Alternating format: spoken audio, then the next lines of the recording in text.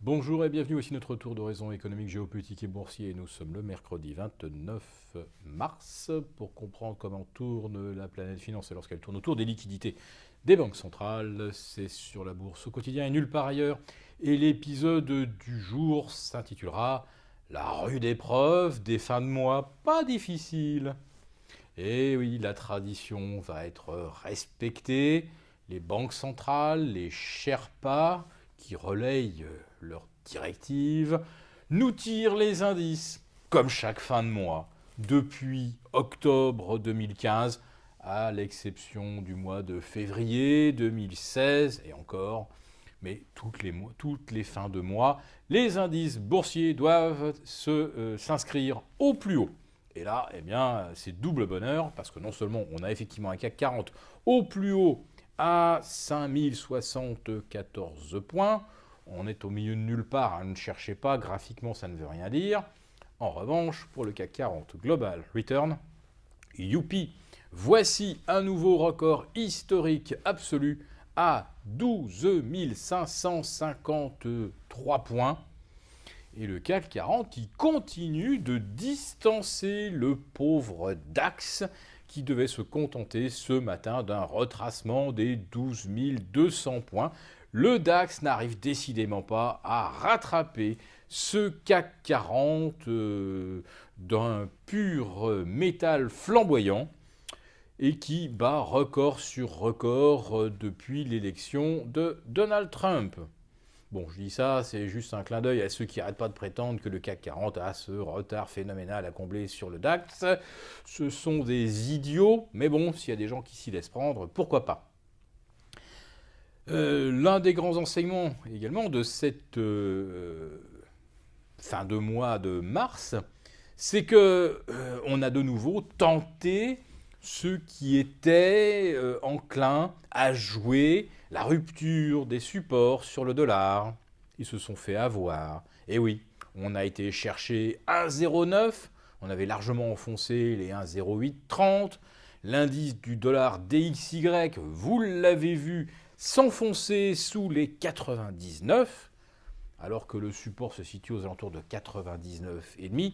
Et aujourd'hui, alléluia, nous avons un dollar remonté au-delà des 1,0770 contre euro et qui revient flirter avec les 100 sur le DXY. Eh bien oui, vous vous êtes fait avoir les vendeurs. Non, on vous a bien eu, on vous a encore tendu un joli piège et vous êtes tombé dedans la tête la première. De toute façon, pour que les marchés montent, il n'y a aujourd'hui que cette stratégie pourrie qui consiste effectivement à faire semblant d'aller vers une rupture de support. On a quelques vendeurs qui s'y laissent prendre et derrière on les fait courir et ce sont eux qui, en se rachetant, font monter les cours. Parce que ce ne sont pas les gérants qui achètent. On l'a vu hier avec un CAC 40 qui s'est envolé au cours des 40 dernières minutes pour des raisons totalement mystérieuses et qui restent inexpliquées au moment où je vous parle. Le CAC 40 a repris près de 30 points en l'espace d'un après-midi sans qu'on ait la moindre explication et sans qu'on ait d'ailleurs le moindre acheteur puisqu'on a fini hier soir à 1,9 milliard à 17h29 et 2,5 milliards à 17h35. Autrement dit, il n'y a eu aucune vague d'achat, pas de chasse aux bonnes affaires. Non, on a remis en place les mêmes algos qui commencent par acheter d'abord les valeurs bancaires, qui achètent ensuite les valeurs automobiles et les équipementiers en tête de liste. Ensuite, vous avez le luxe et enfin bref, ce sont toujours les mêmes programmes. Quand le marché monte, vous avez le programme, l'algo Risk On, avec toujours la même liste de titres. Et quand ça baisse, vous appuyez sur le programme Risk Off, et là ça va vous vendre effectivement tout de suite les valeurs bancaires, les valeurs automobiles, qui dépendent bien sûr du niveau du coût de l'argent, etc., etc.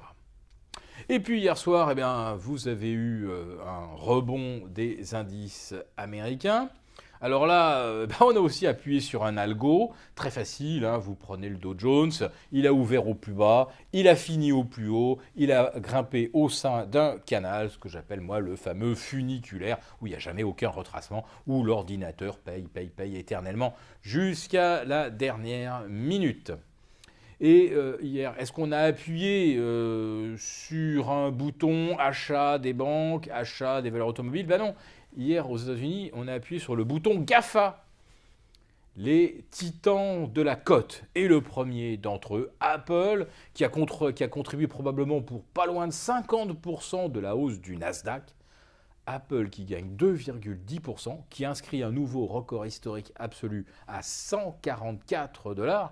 Rappelez-vous qu'au début de l'automne dernier, on se débattait autour de 100 $. Hein. On est à 45% de hausse sur Apple en l'espace de 6 mois. C'est vertigineux.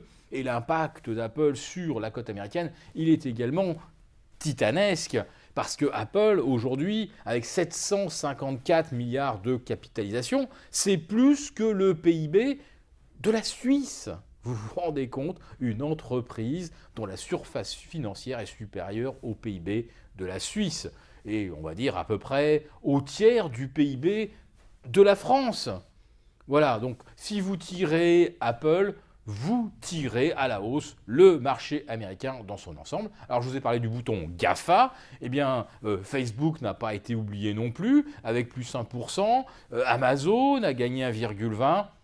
Il n'y a que Google qui est resté un petit peu en panne hier. Bon, vous savez qu'il y a toujours ce scandale des publicités sur YouTube qui pourrait coûter, selon les estimations, 750 millions de dollars à Google de publicité en moins. Bon, je referme la parenthèse. Mais hier soir, la hausse de Wall Street, d'abord, c'est Apple.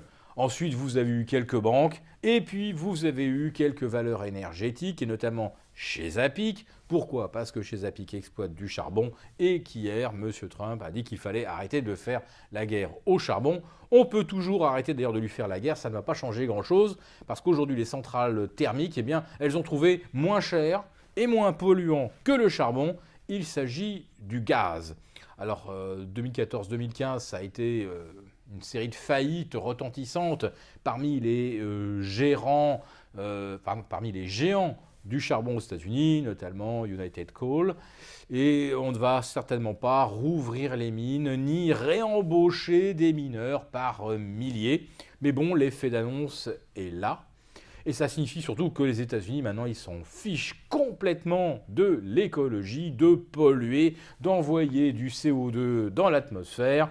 Monsieur Trump, là, tient effectivement ses promesses. Et là, on va dire qu'il a l'assentiment du marché.